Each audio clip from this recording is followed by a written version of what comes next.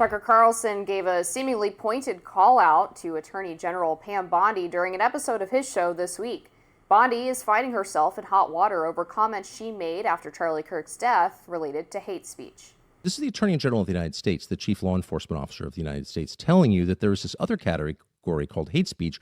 And of course, the implication is that's a crime. There's almost no sentence that Charlie Kirk, and I'm not running the risk of appropriating his memory for my own ends by saying this, it's provable. There's no sentence that Charlie Kirk would have objected to more than that. Here's a bit more of what Tucker had to say. You hope that. You hope that Charlie Kirk's death won't be used by a group we now call bad actors to create a society that was the opposite of the one he worked to build. You hope that. You hope that a year from now, the turmoil we're seeing in the aftermath of his murder won't be leveraged to bring hate speech laws to this country. And trust me, if it is, if that does happen, there is never a more justified moment for civil disobedience than that, ever, and there never will be. Now, in case you forgot, here's where the trouble started for Bondi earlier this week. There's free speech, and then there's hate speech. And there is no place, especially now, especially after what happened to Charlie, in our society. Bondi later clarified her comments, saying that, quote, hate speech that crosses the line into threats of violence is not protected by the First Amendment. It's a crime. For far too long, we've watched the radical left normalize threats, call for assassinations, and cheer on political violence. That era is over.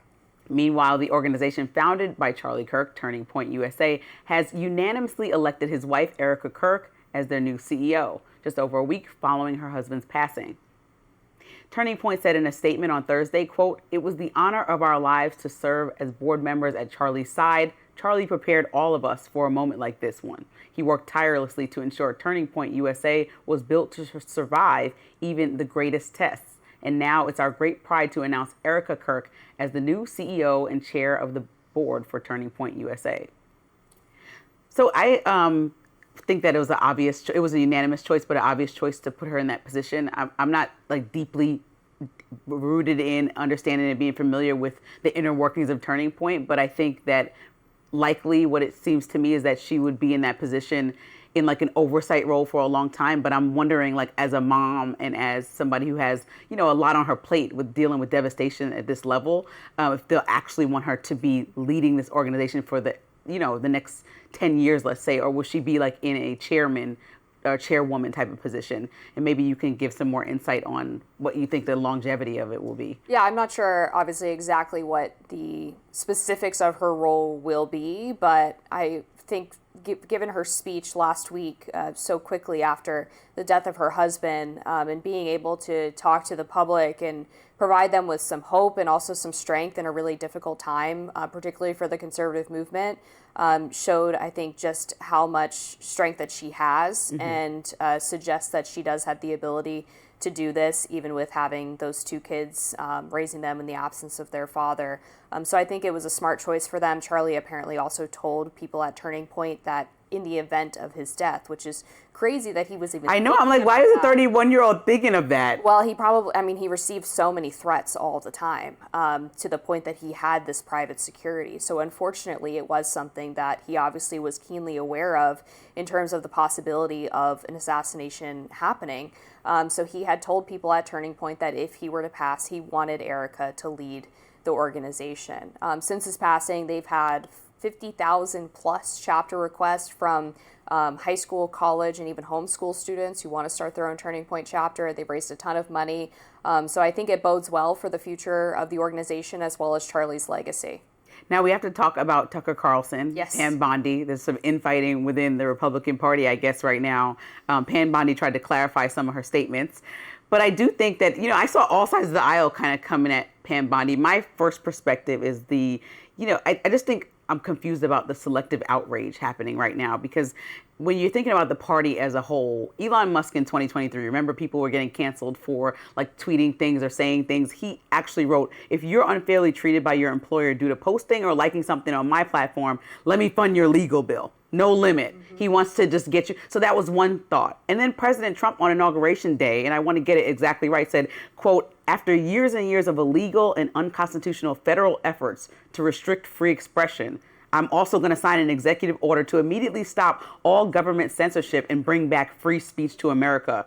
To which Republicans applauded, everyone in the room pretty much. I didn't see somebody not applauding. I think everyone agrees with free speech, whether in practice it happens that way when you're a Democrat and Republican. I think most people applauded for that moment. So I'm just confused about how that seems like it's starting to change within the party when censorship was completely demonized and cancel culture was demonized by the Republican Party intentionally and rightfully in many of the cases. I think how we got here. Yeah, I'm glad you brought that up because I think there is an important distinction to be made between cancel culture and what is happening now, which is actually consequences for really dehumanizing evil behavior.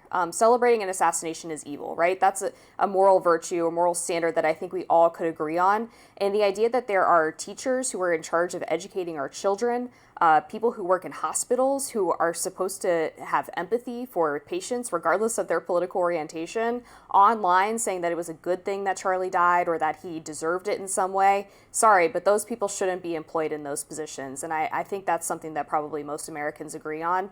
When we talk about cancel culture, the fundamental difference is that the punishments did not fit the crime. So when you're digging up decade-old tweets, when you are taking what are mainstream conservative positions and telling people that they don't deserve to be employed because of those, that's a really fundamentally different thing than saying it's actually just morally wrong and you're a bad person and evil and shouldn't work for my company if you celebrate an assassination.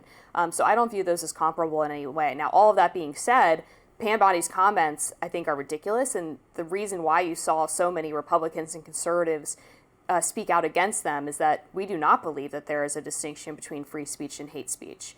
Hate speech is protected under the Constitution, and her talking about threats of violence or incitement of violence is not hate speech. That's just threats of violence. It's an entirely separate category. And one of the reasons why conservatives came to this position or feel it so strongly is because so many of our opinions, which are very mainstream, agreed upon by a large portion of the American people, were classified as hate speech, specifically on college campuses, for the purpose of not allowing our speakers to appear on campus or to justify protest or threats of violence against them.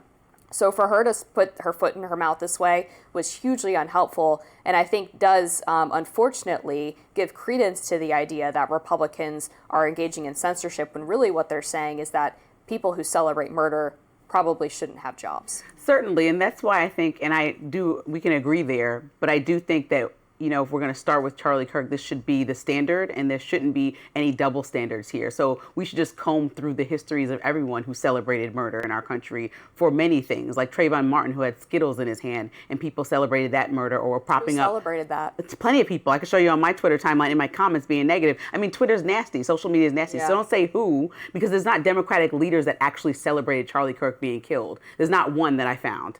And so that's the distinction between people online being trolls. I can show you any troll for any topic, obviously, because people hide behind avatars. Well, these people aren't anonymous trolls, though. I mean, these people are putting it on their Facebook accounts, on their Instagram. They're people, though. They're not politicians. I haven't found one politician celebrating Charlie Kirk's death and praising his assassination. So that's what I mean. We're trying to manage all these people to lose their jobs. We have to make sure that we're starting with every single incident and not just Charlie Kirk. Okay. All right. Next up, a CDC panel just voted to change vaccine recommendations for the MMRV shot. Why some critics are expressing concern. Don't go anywhere.